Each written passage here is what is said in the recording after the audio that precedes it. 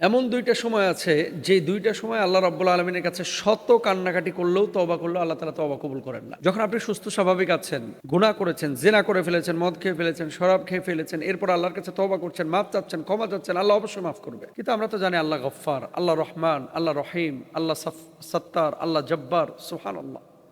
আমরা গুনাহ করতে ভালোবাসি। আমার রব, আমার আল্লাহ, তিনি মানুষকে ক্ষমা করতে ভালোবাসেন। তো যখন আপনি আল্লাহর কাছে ক্ষমা চাইবেন, ক্ষমাটা রূহ যখন সুস্থ স্বাভাবিক অবস্থায় আছে তখনই আপনাকে চাইতে হতো।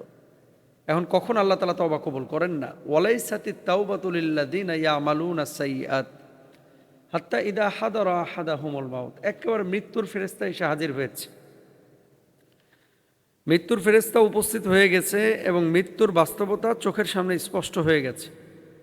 এখন আপনি তওবা করছেন বা কান্নাকাটি করছেন, আস্তাগফিরুল্লাহ আস্তাগফিরুল্লাহ বলছেন, এই সময় কিন্তু তওবা কবুল হবে না। ১ নাম্বার, আমাদের অনেক ভাইয়েরা এবং বোনেরা আছেন, যখনই দেখা যাচ্ছে যে রূহ কবজ শুরু হয়ে যায়, অনেক মানুষ দৌড়ে মুয়াজ্জিন সাহেবকে টেনে নিয়ে আসেন, ইমাম সাহেবকে টেনে নিয়ে আসেন যে, হুজুর আমার বাপ তো মারা যাচ্ছে, একটু তওবা পড়ায় দেন।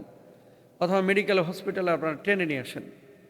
ইসলামী শরিয়ায় আসলে এই বিষয়গুলোকে এভাবে অ্যাকসেপ্ট করে না। কালিমার তালকিন মৃত্যুর সময় যখন মানুষ মুমূর্ষু অবস্থায় পতিত হচ্ছে, আপনি দিবেন, পড়বেন, আশহাদু আল্লা ইলাহা ইল্লাল্লাহ ওয়াহদাহু লা শারীকা লাহ, আশহাদু আল্লা ইলাহা ইল্লাল্লাহ ওয়াহদাহু লা শারীকা লাহ, লাহুল মুলকু ওয়া লাহুল হামদ ওয়া হুয়া আলা কুল্লি শাইইন কাদির। আপনি পড়েন জোরে করে লা ইলাহা ইল্লাল্লাহ, লা ইলাহা ইল্লাল্লাহ, লা ইলাহা ইল্লাল্লাহ মুহাম্মাদুর রাসূলুল্লাহ। আপনি এগুলো তালকিন দিবেন, কালিমার তালকিন।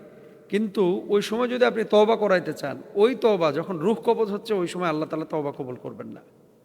এজন্য তওবা হচ্ছে সুস্থ স্বাভাবিক অবস্থায় যখন আপনি পাপ করছেন, এই পাপ থেকে ফেরার জন্য তওবা করবেন। তওবার মধ্যে আবার কয়েকটা বিষয়ের সমন্বয় আছে।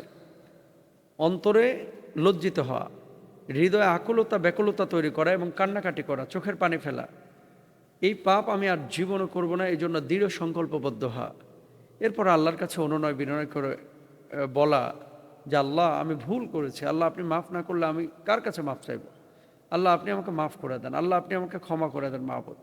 এভাবে বলা, যখন আপনি এভাবে বলবেন, নিঃসন্দেহে আল্লাহ সুবহানাহু ওয়া তাআলা আপনাকে ক্ষমা করবেন ইনশাআল্লাহ। তাহলে মৃত্যুর মুহূর্তে তওবা গ্রহণ করা হয় না।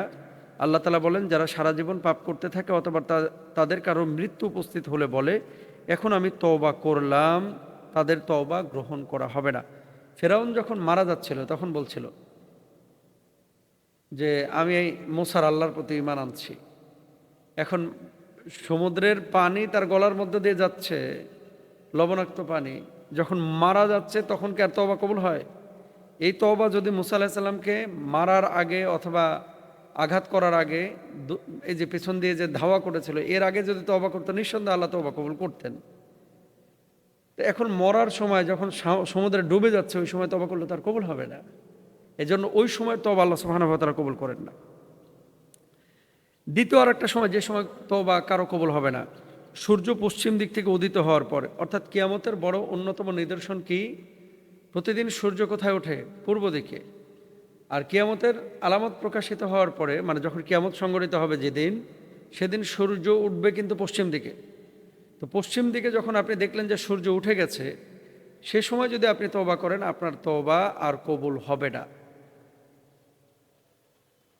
আল্লাহ সুবহানাহু ওয়া তাআলা বলেন,